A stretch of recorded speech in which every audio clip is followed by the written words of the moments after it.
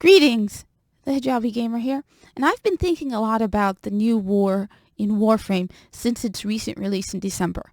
I'm actually really looking forward to playing it. Now, first things first, just to get it out of the way, spoilers. There are going to be spoilers up until Viso's awesome moment, which, if you've played the new war, you know what I'm talking about, when Viso just totally kicks butt. After that, nothing. Just up until that moment, they're going to be spoilers. As for Destiny 2, the season of the Splicer is long over, but yeah, if you haven't known anything about it, I'm going to be talking about it. In addition, I haven't played the new war. I have watched the expansion, the entire expansion being played like 3 times. That's how much I'm looking forward to it. I'm still working on a Necromac, but I haven't personally played it, and I still have some gaps in my Warframe knowledge, so I don't fully comprehend everything in the story. But I have watched it, and I've watched the beginning part multiple times because it's just brilliant. Now, one of the things the release of the new war has emphasized for me is the differences between how DE, Digital Extremes, handled the Corpus and the Grineer, which is the beginning, versus how Bungie handled the Fallen in Season of the Splicer, in particular in Destiny 2. Before the new war, I did not like it, how Bungie handled the Fallen. After the new war, it made me dislike it even more. Now, let me first start off with, I did not hate the Fallen at the beginning of Destiny, at the beginning of the Season of the Splicer. In fact, I thought the idea of working with the Fallen was a pretty cool idea. I remember it was either in the Red War campaign or one of the adventures on the side, where you had one mission with 2 possible outcomes. And, if you did it right, the Fallen captain, who's the captain that later comes up in the Season of the Splicer, would leave you the reactor. And I thought that was really, really cool. So that's important. That's one thing you need to understand. I did not hate the Fallen. After the Season of the Splicer, I hate them. I cannot wait until we get them out of our city. I would love to boot those 2 little pests at that spawn point right off the side of the tower. I despise the Fallen. I will not call them the Elixni. I don't care. Bungie mishandled the Fallen. They handled the Fallen so badly. You turned me from intrigued at the idea of working with the Fallen to downright hating them. And first off, it's just the idea of the constant guilt trip that you put Guardians on for killing Fallen. The thing that needs to be emphasized is the fact that the Fallen are invaders. They followed the Traveler to our solar system.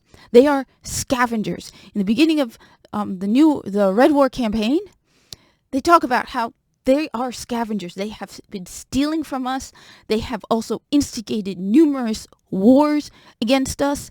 They have killed probably millions, thousands, if not millions, of innocent human beings. They have betrayed us. Let's not forget Skolas. Let's not forget Varix. The Fallen have caused numerous innocent human death. And they have invaded our solar system. And the Guardians, what are the Guardians doing? Defending our solar system against an invading force. So this whole idea that we owe the Fallen anything, we owe them nothing. We don't owe them a space in our city. We don't owe them a spot within our walls. We don't owe them a place on our planet. Anything we give them, it is out of pure generosity because they tried to take it from us. We have every right to kick them out of our solar system. They came as invaders and scavengers. And I'm tired of this whole, we need to give them a space in our walls. We owe them. No, we don't. We absolutely owe the Fallen nothing. And the other thing is, people have pointed, at least one person pointed out in my live stream, especially when they brought up the whole Saint 14 and how the Fallen viewed the Saint 14. And they're like, oh no, well, Bungie just wants you to see things from the Fallen's perspective. You know what? If the Fallen are that scared of Guardians, good. Because that means they won't start another war. I remember at some point you would walk around the Fallen sector, and you would have different points where you would get like this Fallen talking to you about their culture and their lore, and how they talked about how Fallen children went to sleep with nightmares of guardians, and they made those signs as ways of warding off guardians. And you know what? Good. Again, good. If they are going to sleep at night scared of guardians, it means that they are less likely to come to our walls and try to kill more humans. So I kept hoping for this moment where the guardian was like, Ikora, what are you talking about? This constant, we owe the Fallen. We need to feel guilty for what we did to the Fallen. And then they brought in this plot mechanic of the baby Fallen, which, by the way, you never see them out on the field, in the open areas. So no, we weren't going around killing Fallen kids. But you brought them in as if to kind of further add to the whole, see, they have babies too, and you can buy a Fallen plushie, and maybe if you're lucky, you'll get it in 1 year from the Bungie store. But they added that whole mechanic of the baby Fallen to make you pull at your heartstrings even more, which it didn't, because I knew what Bungie was doing, that they wanted us to feel guilt and those poor oppressed Fallen that we've been oppressing this whole time. Don't you understand? Guardians have been oppressing Fallen. No, we haven't. Like I said, I would rather the Fallen go. The only way to approach the Fallen is from a position of power. If we give them Europa, good. We're being generous giving them Europa. But the moment we show any weakness, there is little doubt the Fallen will stab us in the back, because they have done it. So they turned what could have been a good story into something deplorable. I hated it. This whole, and you listen to the conversations at the end of the Overload missions, and they are constantly fawning over each other. I joke that Ikora Rey was getting some with the captain, because my God, the amount of just plain kissing butt of each other was just disgusting. And Saint 14, once they got that whole, look at how the Fallen view you, Saint 14, you're horrible. And now he's like, yeah, we need to stand with the Fallen. On top of that, you take Lakshmi too, who I've already said it. Look, I have never been a faction person. I didn't join a faction in the original Destiny until like level 40, the first time I played a Guardian. It may have been earlier, but it wasn't immediately, because I was Vanguard loyal. So I didn't understand what was the point of joining factions, so I don't like any of the factions. But at the same time, I could tell you they did Lakshmi 2 really dirty, because she brought up genuine concerns, and the fact that she brought the Vex in was just stupid. But she brought up valid concerns that people should have brought up, where it's like, you're bringing the Fallen into our walls. I mean, there are Fallen in the city, you could see them around the tower, and it's like, you trust them? There are normal human beings in the city, and you have Fallen there, and you aren't concerned. You just suddenly open the city to the Fallen. Oh, because what's his name helped us. No. Like I said, we owe the Fallen nothing. If we want, we can be like, all right, you guys can have Europa. Go ahead. Have Europa. Or maybe give them a section on Earth, because, keep your enemies close. So, hey, we'll give you Australia, because it's an island. It's a big island, but it's still an island that we can contain them on. But the fact that you walk around the city and you see Fallen. Well, the tower. You walk around the tower and you see Fallen. The constant kissing butt. The constant, I hated the season of the Splicer. I seriously hate the Fallen now because of how badly, and as I emphasized at the beginning, the Fallen are invaders. They invaded our solar system. So don't tell me we owe them anything. I mean, this is like someone saying, well, my bicycle was stolen, so you owe me the right to use your bicycle. Or, no, I don't. I don't owe you use of my bicycle if your bicycle gets stolen. Maybe if I'm nice, I'll be like, yeah, I'll lend it to you. But I don't owe you something if your bicycle was stolen, unless I'm the one who stole it, which, no, that's different. But if I didn't steal your bicycle, and you come, and you're like, oh, you have a bicycle, can I borrow? It's the same thing. Fallen followed the traveler to our solar system, and then expect us. Then you expect us to be like, oh, well, I'm sorry we fought you. No, I left the season of the Splicer with a very bitter taste in my mouth. And don't get me started on the fact that the last mission was an overload mission, and the fact that Lakshmi 2's body was just lying there, and people had to point it to me. They're like, you realize Lakshmi 2 is lying there. Look, Lakshmi 2 is a long established character from Destiny 1. You killed her off screen. You basically destroyed her name. As I said, I have a bias in particular against Lakshmi 2 because I think it's The Expanse, and I never liked the character in The Expanse. So the voice actor, every time I hear Lakshmi 2, it reminds me of the woman from The Expanse. But you did her really dirty, and you soiled her name, and you killed her off screen. And so that's aside from just the whole Fallen nonsense. As for DE and Warframe and the new war with Call 175 and Viso-R. If you look at all the videos where their gameplay comes up, where people are playing, like people have cut up their gameplay, and they'll have like Call 175 sections in a separate video and Viso's, not a single person has a negative thing to say about Viso-R or Call 175. People love both of them. I've read the comments. Everyone loves both of the characters. You know, one of my favorite comments is, yeah, Alad V will never forget Viso-R's name. Never again. He will get the full name, Viso-R. There's no way Alad V will ever forget that name now.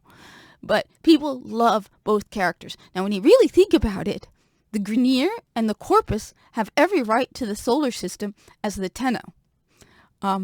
This is their home. The origin system is the home of the Corpus and the home of the Grineer. And honestly, I remember watching a video by Zale. I think it was Zale, because I love Zale's videos. I don't think he's done videos in a while, where he's like, are the Tenno even good guys or bad guys or just a balancing force? I mean, you know, there are missions where the Lotus starts the mission with leave no one standing. And it's like, so you're basically going through a Corpus ship or a Grineer base and just going out on it, going after everyone there. I've joked it's sort of like, especially in the case of the Corpus, it's like a Walmart executive going, all right, see, there's a Best Buy over there. Leave no blue shirts standing. And it's like the red shirts versus the blue shirts. So, in a way, you could almost use Bungie's story about the Fallen in the case of the Corpus and the Grineer, because they have rights to the solar system as well. This is their home. And how many times have we gone into a Corpus ship and there's some dude just all of a sudden sees Tenno, goes over to start the, set up the alarms, and you just go bang, and that's it. You don't even think about it. I mean, if you really wanted to think about it, Bungie's story would have worked, but they didn't do it. I remember listening to that one moment where Teshin says, the eye of our enemy is on our allies. And it's like, yes, we've allied with the Grineer and the Corpus. This is awesome. I have already said it. I have a bias. I like the Corpus the most. If you look at my battle history, I'm at 200 or something battles on the sides of the Corpus and 0 on the side of the Grineer. But I don't hate the Grineer, except that dude that shoots feces at you. That guy, I can't stand. The Nox guy, I can't stand him. He drives me. And the women with the thing that pulls your feet out from under you. Because sometimes they don't stop. But in particular, the Nox guy, can't stand him. Drives me. And the flying Grineer. But honestly, as a whole, I don't hate the Grineer. I don't hate the Corpus. Though, I've said, I've ordered from the Warframe official store a Corpus pin and a Darvo jacket. My favorite character, was Darvo. Before I started to get more involved in the story and initially I hated the Lotus, but the more I learned about the story, the more I actually realized she's an interesting character. But my favorite character in all the missions by far is Darvo, because when he does missions, he's like, when you're doing those survival missions, he's like, fresh air for, half off. He jokes around. He's fun to do missions with. I like Darvo, so yeah, I ordered his hoodie. But I don't hate the Corpus or the Grineer, and after watching the new war, I wish we had gotten more on the, from DE on the Corpus and the Grineer, and I would love for them. Normally, I don't buy, because I don't have a lot of space, so you notice I don't have a lot of toy videos. I don't get a lot of these kind of things. I'm gonna make use of this thing since I've been waiting so long. Haven't even opened it yet, but I don't buy a lot of these things simply because I have such a limited amount of space. But there's no Viso statue. There's a Kyle 175, but as a loyal Corpus, Tenno, I want my Viso. So I left what I saw of the new war cheering for the Corpus and the Grineer, whereas I left the Season of the Splicer hating the Fallen. And it's interesting, you could almost say that this is almost like how society is handling things, or an overarching view on things, where it's like turning people into oppressed victims, turning people who haven't done anything wrong into oppressors, versus, this is our solar system. Let's, we got our grudges. At the end of the new war, probably going to go back to kicking each other's butts, because that's just what Corpus, Grineer, and Tenno do. At the end of the day, kick each other's butts, because that's just what we do. But when our solar system, the origin system, was under attack, everyone realized, we got, mutual interests. We all got our own concerns. We stuck together and we worked together. Whereas with Destiny 2 and the Season of the Splicer, it was, those Fallen, how could you have done that? You horrible guardian. And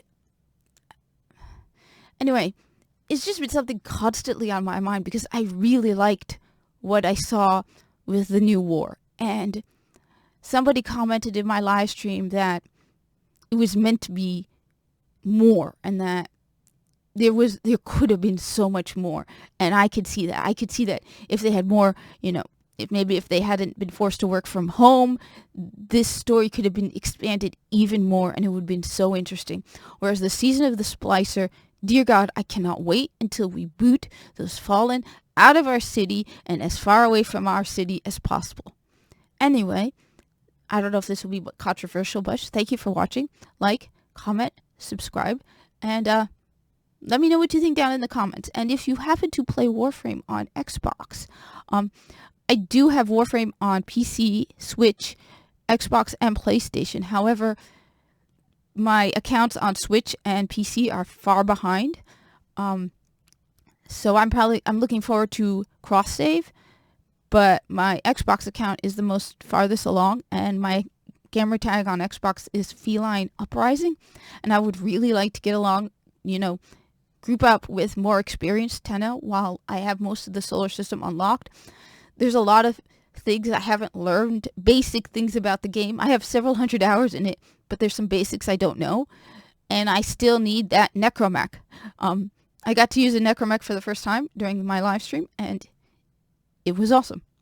So I hope to see you in the origin system, or the tower, or the Halo rings, because I love Halo as well.